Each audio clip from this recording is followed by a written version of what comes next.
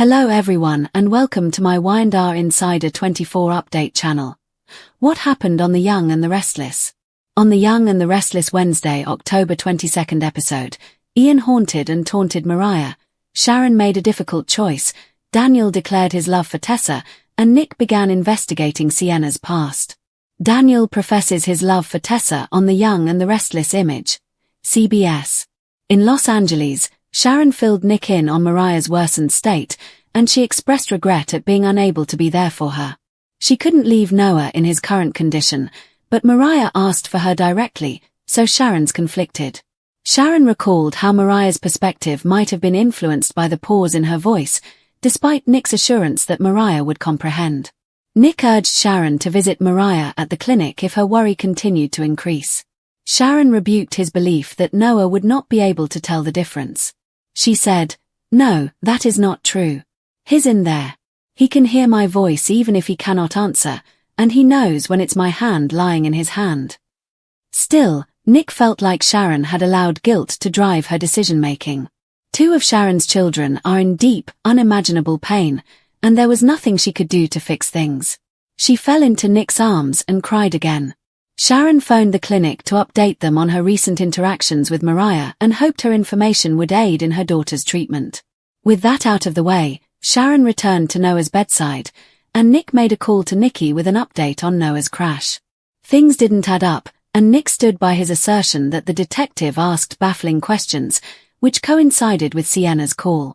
Everything felt off, and more questions kept arising about how Noah ended up fighting for his life. The man who claimed to be law enforcement wasn't forthcoming about anything. Sienna made things feel even murkier, so Nick wanted his father to run a background check on her to uncover her connection to Noah. Sharon resolved her disagreement with Mariah. She felt like staying in Los Angeles with Noah was the best place for her. Noah's condition could change, and she needed to be there for him. Sharon thought Mariah was safe in Boston, so it didn't require her immediate attention. At the Boston clinic, Ian taunted Mariah about the look on her face and urged her to remember how well he knew her. He told her that she had given herself a self-imposed loneliness, and she insisted he wasn't real. Mariah told Ian that he was in hell, where he belonged. Mariah was encouraged by Ian to remember the strength she possessed and to avoid hiding behind predetermined arguments. Mariah didn't think Ian was real, and she thought her mind had tricked her. Mariah attempted to reason with the situation by reminding herself that Victor shot and killed him. However, Ian reached for her hand and asked her to feel his living, beating heart. She wanted him to leave, but he refused. Ian brought up Tessa, leaving her behind, and used Mariah's shame to further lure her. He got the impression that Mariah was trying to keep herself away from everyone in order to avoid hurting them. Ian pondered the possibility that he was only marginally involved in Mariah's current ordeal. He questioned whether she mentioned him during therapy sessions because of their shared past. He ranted, "I am the guiding force behind your entire existence." Mariah refused to look at Ian, and although she tried to close her eyes and make him disappear, when she opened them, he was still there. She was locked inside a room with the face of her fears. Ian looked to the floor and picked up the Queen of Hearts. However, this time, the card was whole, instead of torn from Tessa's pain. He teased that he'd be the key to helping her through the madness. He was all she had left, and Ian had the impression that no one knew her better or for as long. Mariah had had enough and stood up to say, "I can't get rid of you, no matter what I do, and I have done terrible things to try and get you out of my life. Things that I can't wash away." Ian proclaimed he adored the darkness inside Mariah, and he praised her dark instincts. He reminded her of how she had haunted Sharon several years ago, pretending to be her dead daughter. Ian believed that she needed to accept her evil nature because the good girl act was not meant to last. Mariah wanted him to stop talking, but he enjoyed how she pushed away Tessa and their daughter. Mariah asked Ian how she should proceed because she believed that Ian knew all of the answers. He wished for her to find a way to unleash her fire on the world. Unfortunately for Mariah, Ian picked up on her holding something back, and he wanted more details. She didn't believe in him, so she wouldn't give in to his pleas. Everything was about him and Jordan and how they committed heinous atrocities simply to get to her. She was overridden by guilt, and every thought and feeling left her wanting to escape. Alcohol wasn't enough of an eraser because the sickness he infected her with overtook every part of her life. Mariah walked through her actions from the night she attacked the man and how he reminded her of Ian. He was a real person, but his existence was an echo of Ian, and she was left with no choice. Ian wanted more details and needed to know her method, and she confessed she lured him into a false sense of security. Once he invited her back to his room, Mariah knew the only solution was to kill the monster before her. He served as a surrogate for Ian, and killing him would make his influence disappear from her life. Mariah wanted to be the one to kill Ian, but Victor beat her to the punch. Ian was shocked to learn that Mariah couldn't follow through with killing him. If she took that man's life, it would be giving Ian the ultimate level of control. He remarked, "Here we are, just the two of us. I know why you couldn't kill that poor man. Because you couldn't kill me. We're kindred spirits, you and I, and the darkness I've awakened with you, it's on." She rebuffed any accusations that she was anything like him. Mariah didn't follow through with the murder because she was a decent human being. She was sorry for what she had done, and going to the facility was the only way to move on. Mariah is now determined to demonstrate that she would never be like Ian and that he intended to transform her into an evil entity while he was still alive. Mariah's last word to Ian was that he was nothing and no one, and she wanted him gone. She closed her eyes again, but this time, he vanished when she opened them. However, the fully intact Queen of Hearts remained, which left her questioning everything. Daniel and Tessa continued their drunken lip-lock at the athletic club until Tessa backed off. They both tried taking accountability for the kiss, and Tessa settled on blaming the alcohol. Daniel said it was just a distraction, but she corrected him and revealed she had imagined the kiss for quite some time. It wasn't a random occurrence, and Daniel admitted he also thought about kissing her. They both realized the other one had always had a desire for things to escalate. Tessa wondered if it would be terrible to act on Daniel's wishful thinking. It was an awkward situation between them, but they decided to sleep it off and forget it ever happened. Tessa questioned whether Daniel could wake up and erase the kiss from his mind. Both of them agreed to go for a walk after the kiss jolted them awake. Daniel and Tessa settled on Crimson Lights for coffee, but Tessa worried she had ruined the foundation of their friendship. Daniel felt like it would all blow over, but she was concerned it was too uncomfortable. She wanted him to be upfront and not hold back his thoughts or feelings. Tessa admitted, "I have feelings for you that I can't explain. There's comfort, but there's also excitement. I see your face and I hear your voice, and I feel relief because I know life will be brightened for however long I'm with you, and that feeling, it makes me float, but it also grounds me, and it's gotten me through so many moments and so many days. It's wonderful, but it's awful too." She agreed with Daniel that life was complicated, but he was the embodiment of reassurance because, despite all of the darkness, he still possessed light. Tessa called him her best friend, which prompted him to reveal he was falling in love with her, but he quickly expressed regret. He tried to storm off, and although she wanted him to stay, Daniel wanted to stay silent. Regardless, she was grateful for their time together, and in another universe, she could fall in love with him, too. Tessa wondered if it helped knowing she'd love him in a different timeline or universe, but it didn't. He could only focus on his real life, and she was lost and undecided. Tessa didn't want to lead Daniel on and stated her intentions to fight for her marriage and family. He vowed to recover from the kiss, and if they couldn't forget what happened, they needed to move past it. Daniel didn't want this blip to ruin the friendship they'd spent so long building. Sharon's burden of 2 children.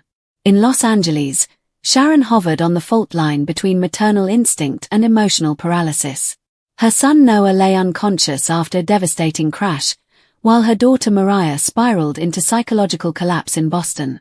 The episode opened on Sharon wrestling with an impossible choice, to stay at Noah's bedside or answer Mariah's plea for her presence. Nick tried to comfort her, insisting that Noah wouldn't know the difference if she left for a short while.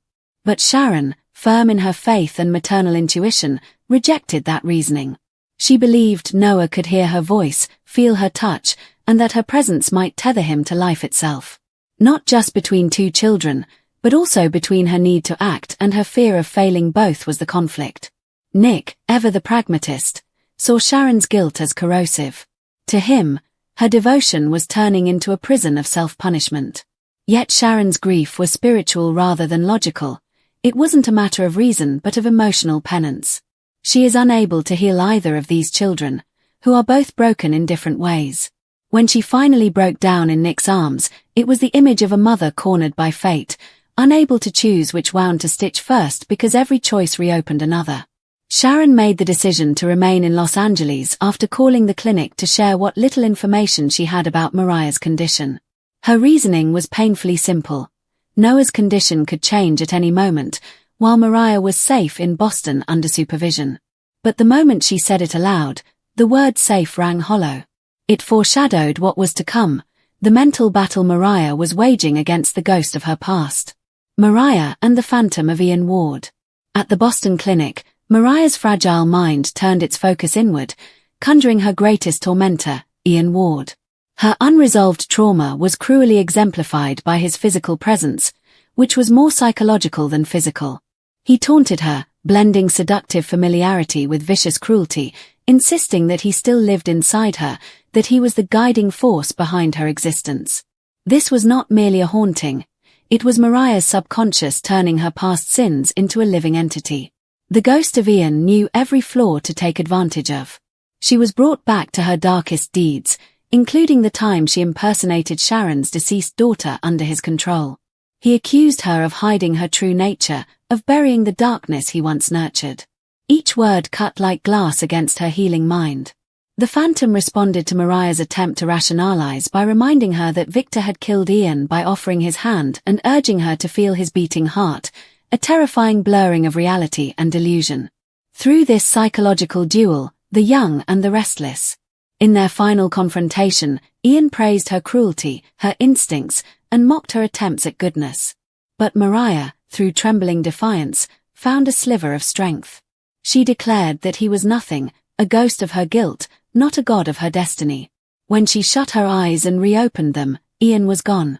Yet the unbroken Queen of Hearts card remained, a chilling reminder that some parts of our past, however conquered, never truly vanish.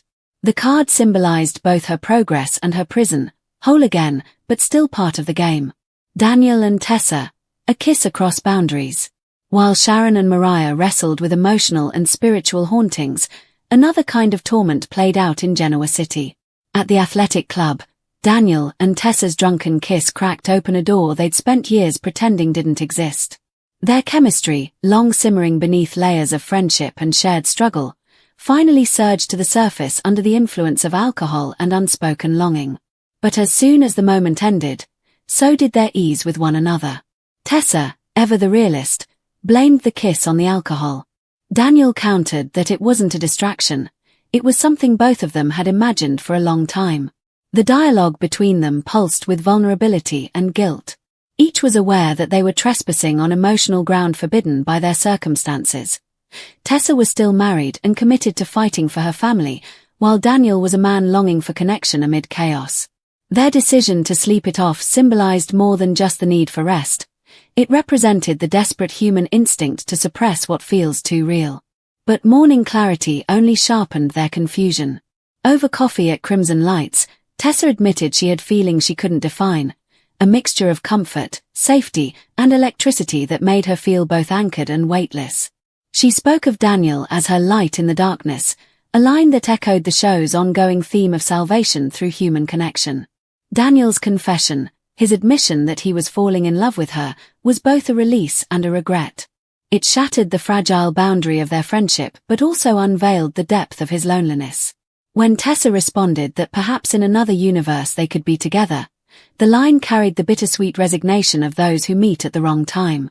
Love, in the young and the restless, often exists not as fulfillment but as a test of restraint. Nick's suspicion, the seeds of a new mystery. Meanwhile, Nick's subplot quietly sowed the seeds of a mystery that may dominate future episodes. His call to Nikki revealed that he distrusted both the supposed detective questioning Noah's crash and Sienna, whose call only deepened the confusion. He sensed manipulation, an unseen hand behind Noah's accident, and asked Victor to run a background check on Sienna. This thread hinted at a coming investigation, suggesting that Noah's tragedy might not have been accidental after all. The writers cleverly used Nick's suspicion as a tonal counterweight to the emotional intensity elsewhere. While Sharon and Mariah's stories unfolded in the realm of guilt and hallucination, Nick's grounded pragmatism reintroduced a classic soap opera tension, the blurred line between crime and coincidence. His storyline promised external danger to mirror the internal turmoil of the other characters. A symphony of suffering and survival. By episode's end, the young and the restless had woven a tapestry of anguish and endurance.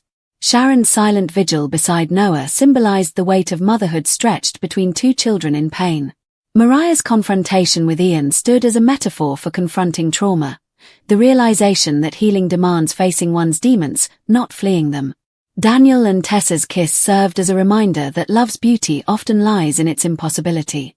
And Nick's suspicions introduced the whisper of a larger conspiracy, ensuring that even amid introspection, the world outside still loomed with peril. What made this episode exceptional was its tonal unity despite multiple storylines. Each character wrestled with truth versus illusion, guilt versus grace. The haunted clinic in Boston, the dimly lit rooms of Los Angeles, and the quiet corners of Crimson Lights all shared one atmosphere, the ache of human imperfection. The Queen of Hearts card remained the episode's emblem, whole yet ominous, fragile yet indestructible, just like the people who held it.